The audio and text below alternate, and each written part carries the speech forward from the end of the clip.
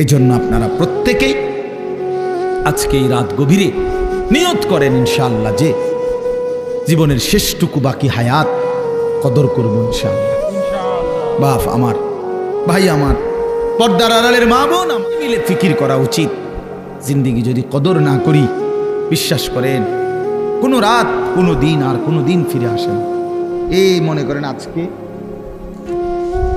আপনারাই বলেন, এই 24শে অক্টোবর 2024 রোজ বৃহস্পতিবার, আল্লাহর সাক্ষী রেখে বলেন যে এই শিরোনাম পৃথিবীতে আর কোনোদিন, আগামী বছর 24শে অক্টোবর আসবে, কিন্তু সেটা তো 2025 সাল।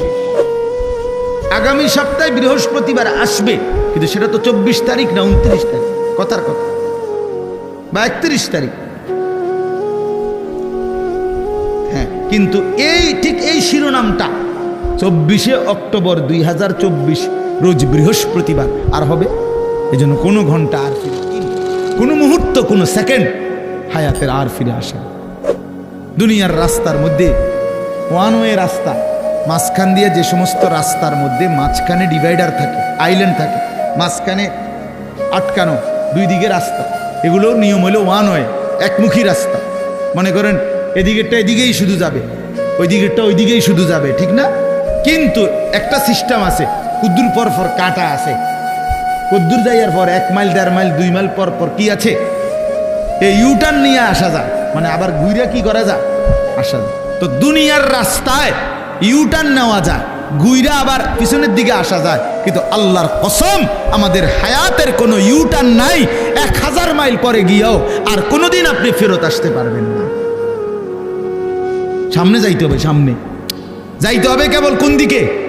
সামনের দিকে, সামনের দিকে। আজকের বিকালে আর ফিরতে পারবো আমরা কোনোদিন? আল্লাহ আমাদেরকে বুঝ দান করেন। ওই জন্য চলেন আমরা আখিরাতের আমল করি, পরকালের আমল করি। আল্লাহ তাআলা আমাদের ঈমান দিয়েছেন, আমাদেরকে আল্লাহ দয়া করে আমগরে মুসলমান বানাইছেন, ঈমানদার বানাইছেন। ছোটবেলায় পবিত্র মায়ের ঘরে জন্ম দিছেন, কালেমার আওয়াজ শুনাইছেন, ডান কানে বাম কানে আজান শুনাইছে। কত আলেম, কত ওলামা, কত আউলিয়া বুজুর্গের কাছে আমাদের এক একজনকে মা বাবা তুলে দিছে, ছেলেটারে দোয়া করে দেন, নাতিটারে দোয়া করে দেন। কত পীর বুজুর্গ, কত আলেম, কত ইমাম হাত মুইসা দোয়া করে দিছে। মক্তবের ইমাম সাহেব কালেমা শুনাইছে, কালেমা শিখাইছে, ছোট ছোট সূরা শিখাইছে। এই সব কিছু বাপ কেমনে ভুলে গেলাম, কেমনে ভুলে গেলাম? এই সামান্য দুনিয়ার জন্য, কেউ নারীর জন্য, কেউ টাকার জন্য, কেউ ক্ষমতার জন্য। পৃথিবীতে মানুষের সবচেয়ে আকর্ষণ এই 3 জিনিস, কারো নারী, কারো টাকা, কারো ক্ষমতা। মানুষের লোভের বস্তু কি? এই 3টা। এই জন্য কিতাবে আছে ওই নবীজি সাল্লাল্লাহু আলাইহি সাল্লামকে মক্কার কুরাইশরা এই 3টারই ঘটনাটা কিতাব। তুমি যে এই যে একটা গেঞ্জাম লাগাই দিলা এলাকাটার মধ্যে, কালেমার দাওয়াত কইয়া বাপ দাদার পূর্বপুরুষের মূর্তি পূজার বিরোধিতা করতেছ, আসলে ইচ্ছেটা কি? এটা কও, পরিষ্কার কর, কিতা আসলে কিতা? ওলীদ ইবনে মুগীরা কিতাবে আছে, মক্কার কুরাইশদের সর্দার ওলীদ। আরেক বর্ণনায় আছে উতবা। এরা গিয়া বলছে, মুহাম্মদ আসলে কি ক্ষমতা চাও না? ঠিক আছে, গোটা আরবের ক্ষমতা আমরা তোমারই দিব। নারী চাও না? তাইলে যে কয়জন সুন্দরী নারী দরকার আমরা তোমাকে দেব। টাকা দরকার না? তোমার যে পরিমাণ স্বর্ণ দরকার আমরা স্বর্ণ, রৌপ্য, মণি, মুক্তা, হীরা, জহরত দিয়ে দেব। তুমি এই দাওয়াত, এই কালেমার প্রচার, এটা বন্ধ করে দাও। আল্লাহর কসম, নবীজি বলছেন, আমি নিজে কি, আমার কাছে কিতাব আছে, হায়াতুস সাহাবার মধ্যে আছে। আল্লাহ নবী সাল্লাল্লাহু আলাইহি সাল্লাম হচ্ছে, মক্কাবাসী ওয়াল্লাহি লাউ আদাতুমুশ শামসা ফি ইয়ামিনি ওয়াল কামারা ফি ইয়াসারি, আল্লাহর কসম, আমার ডান হাতে যদি সূর্য এনে দাও, আমার বাম হাতে যদি চাঁদটাও এনে দাও, আমি জবান দিচ্ছি মক্কাবাসী, আল্লাহ কসম, আমি আমার কালেমার দাওয়াত 1 সেকেন্ডের জন্য ছাড়ব। কি বললা তোমরা আমারে? কি বলতে চাও তোমরা আমারে? লান আতরুকা হাযিহি দাওয়া, আমি এই দাওয়াত ছাড়ব না। হাত্তা উনাফিজাহা, আমি জমিনে এটা প্রতিষ্ঠিত করার চেষ্টা করবই। আও আমুতা ইলাল্লাহ, অথবা আমি শহীদ হয়ে জীবন দিয়ে আল্লাহর কাছে চলে যাব। এই জন্য আমরা প্রত্যেকে ইনশাআল্লাহ এটা বোঝা উচিত। আমাদেরকে আল্লাহ তাআলা ইমানের দৌলত দিছেন, সর্বশ্রেষ্ঠ নিয়ামত দিছেন। এখন আমাদের দায়িত্ব কি? তাকওয়া। ইমানের পরে দায়িত্ব কি? তাকওয়া। বলেন না শব্দটা বলেন, এই শেষ করে দিচ্ছি। ইমানের পরে দায়িত্ব হলো তাকওয়া। তাকওয়া কি?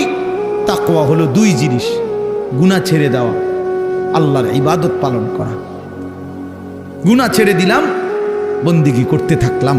আল্লাহ তাআলা বলেন গুনাহ ছেড়ে থাকো, আমি আল্লাহ থেকে জান্নাত বুঝে নাও। এই আল্লাহ তাআলা বলেন, এইখানে দেখেন এবার, ইন্নাল মুত্তাকিনা ফি যিলালিন ওয়া আয়ুন।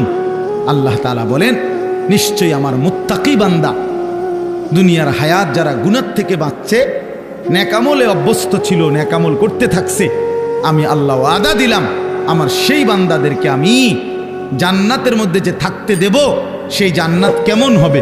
আল্লাহ এখানে দুইটা শব্দ বলছে।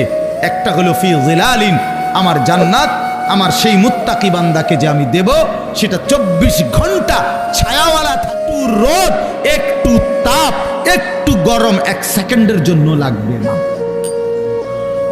ছায়া ছায়া বিশিষ্ট। 2 নাম্বার হলো আয়ুন, আমার মুত্তাকি বান্দার জন্য জান্নাতে 24 ঘন্টা নহর নহর প্রবাহিত থাকবে। নহর কিসের নহর? 4টি নহর: মধুর নহর, মদের নহর, দুধের নহর, পানির নহর। আরো মজার কথা আমরা পড়ছি তাফসিরে, মানে 4টি নহর জান্নাতের মধ্যে। নহর বুঝেন মানে নদী, নদী, দুধের নদী, মধুর নদী, মদের নদী, পানির নদী বইতে থাকবে। কেরকম? মনে করেন একটি নির্দিষ্ট জায়গায়, এরকম না। মনে করেন সব আছে, কিন্তু ওইখানে মদ, দুধ, মধু, পানি ওইখানে আছে, যার যখনই লাগে ওখানে গেলেই পাইবে।